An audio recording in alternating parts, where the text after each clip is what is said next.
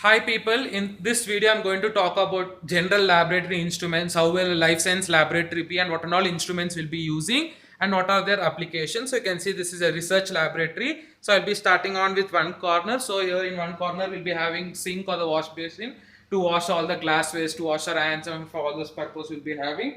And this is called as a cabinet where we will keep all the acids like fuming gases, H2SO4, sulfuric acid, nitric acid, all these are fuming gases, we call it as fuming acids. So there'll be lots of fumes coming from it. So all this will be stored inside this cabinet. So all the fumes, there is exhaust connected. Through that exhaust, the fumes or the gases will be going off. So here we have a light as well as we have, you can see all the exhaust has switched on the exhaust. So here we will be sitting here, we will be having many acids will be there inside this. So it is usually for that. It is fitted with exhaust. Then moving on to it, we have distilled water plant also. So here in this corner we have weighing balance. This is the most accurate weighing balance. 0.001 grams can be weighed from this. So it is based on the gravitational force also. So this is about the weighing balance, and this is called as UV visible spectrophotometer. So there are two components, UV light as well as the visible light components. So it is mainly used for the detection of the compounds, unknown compounds. So if I'm doing some biochemical analysis, doing some carbohydrate estimation or protein estimation, in my plant sample I want to know how much carbohydrates are there. So what will I do? There's a many principle like phenol, sulfuric acid or proteins by Bradford's assay. There are so ninhydrin reagent method. So there are so many protocols that we can follow. So using that, there's a glass cuvette or quartz cuvette where we pour, after doing all the experiments, we insert the cuvette over here. So at a time 6 cuvettes can be inserted over here and samples can be taken. So for the particular protein or for the particular DNA, we'll be having particular absorbance. It will show the peak at that. So we will set that absorbance at that particular wavelength, and we will take the readings. So this is about your UV visible spectrophotometer. Next, this is about pH meter. If you're preparing some media, not for bacteria, for the fungus or for the tissue culture, we need particular media. For if you take tissue culture, the MS media, Murashige scoop media, the pH should be between 5 to 6. It should not be lesser or more to that. So the plants will not grow. So to test the pH, we will be having electrodes over here. We will take that electrode and we will dip it in our media. If it is, if I want, for example, 5.5. So if the pH is too much acidic, so I have basic salts over here, basic solution. I will add the basic compound and I'll increase like an AOH I'll add, and I'll make it to come towards the 5 or towards 6. And if it is too basic, I have HCl, one normal HCl, 0.1 normal HCl. I will add that and I'll make the base pH to come towards acidic value. So that is about that. Then we have shaker. So for some experiments, we put conical flask, and the experiment we need to shake the conical flask for about 30 minutes or for about 20 minutes like that. So it is manually impossible to keep on shaking for 30 minutes for 1 hour or for 2 hours. So we have the shaker and we have different speed, and also this comes with the temperature. If I want to heat it, so only when I heat, what will happen? Some compounds will dissolve. So I have temperature also with this, and I have the speed regulation knob also. So if I keep the conical flask, they will be rotating. So some media, if I want, I can keep it over here, set the temperature and set the shaking, that RPM I can set it. So that is about this. And this is called as Cyclo Mixer. This is called as vortex or Cyclo Mixer. So if I take append of tube, I want to test tube and I want to shake it. So I just on it over here and I keep my append of tube over here and increase the speed. So that will, you can see. So that will rotate like this. So if I am keeping my test tube or append of tube, whatever components are there inside the test tube or the Cyclo Mixer, even they will get also mixed. So that is why it is called as Cyclo Mixer. Then apart from this, we will be having a normal refrigerator where we will store all the compounds and all the this is called as an centrifugation tube with cap. So you can store some chemicals in this over here. This is called as an append of tube that I showed you in some other videos also. So we store, this is a freezer, like it has 0 degrees Celsius, the upper portion we store all the antibiotics and some of the chemicals we store over here. And down we store some of the media components or the liquid media, and some other chemicals also will be stored over here. So this is 4 degrees Celsius. So this is a normal refrigerator that even you will be having in your household and all.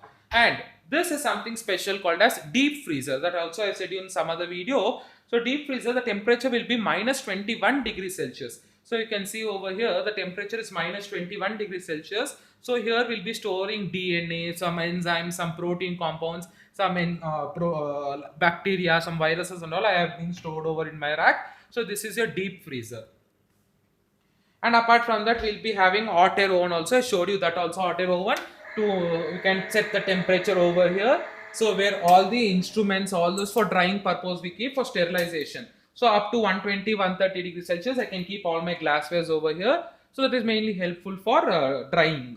So after washing, we keep it in hot air oven so that fungus growth, all the bacterial growth can be prevented. And then when we have here small centrifuge, there are different types of light is okay. So there are different types of centrifuge. This is one type of centrifuge. This is one type of centrifuge where we can keep here that I showed you the centrifuge tubes. I can keep the centrifuge tube inside and it will rotate in very high speed like 5000 to 10,000 RPM it will rotate, rotation per minute. So 5000 times it will rotate per minute. So that is about the centrifuge. This is very small laboratory centrifuge. We have different cooling centrifuge, ultra centrifuge, swinging bucket centrifuge. There are different types of centrifuge. Okay, now this is called as an water bath. So where we have different experiments where I should keep the test tube or I should keep the conical flask in certain degree temperature. For example, for 60 degree or for 70 degree. For carbohydrates, I need to keep it in boiling temperature 100 degrees. So here I will add water over inside this. We will usually add distilled water. So inside this, it will also shake. So if I want the water there in the test tube, if I want them to continuously shake, so I can on the shaking and I can set the RPM for that. So this is also used for some of the biochemical experiments and all. We will use this. So this is called as water bath. So it just gives us one temperature. That's all for the particular experiments to be done.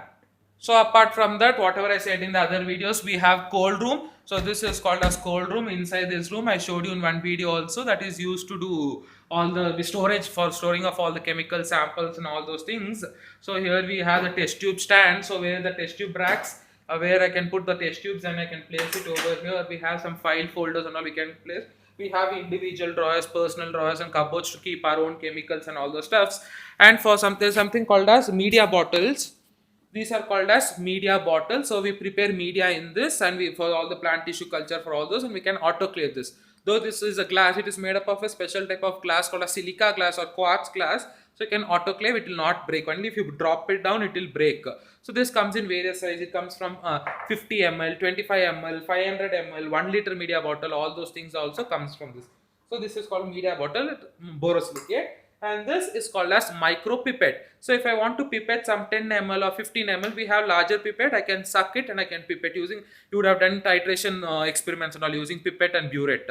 So we have that also. This is micropipette. Only maximum thing we can do from the pipette is minimum value is I can pipette only 0.1 ml I can pipette. I cannot pipette less than 0.1, and it will not be accurate also. If I want to pipette 0.01 ml, 0.05, 0.001, it's like 100 microliters, 10 microliter, all those things we have separate called as micropipette, and we get a tip for this. So using this whatever desired quantity, so this I can pipette from 20 microliters I can pipette. So there are different ranges. Apart from that, we have measuring cylinders or measuring jars. So you can see the graduation over here. This is also comes in various sizes. Like it comes from 10 ml, 50 ml, 100 ml, 250 ml, 500 ml. It comes in glass as well as plastic. Since glass is very, it can breakages occurs in glass. So this is plastic we have bought. This is also autoclavable. So you can autoclave this also. Normal plastic, if you autoclave, the plastic will melt. So these are all special type of plastic which you can autoclavable. As I said, what is autoclavable in another video? It's a method for sterilization. So this is all about our lab. So we have individual chambers, individual cabinets for us to sit and work. So this is a working space, working area, and some of the instruments. And one more instrument we have sonicator over here. So that is all about the life science laboratory. This is all some of the common instruments that will be there in any laboratory. So thank you for watching this video. If you liked, please do give a thumbs up, subscribe to my channel, and do share these videos with your friends. Thank you.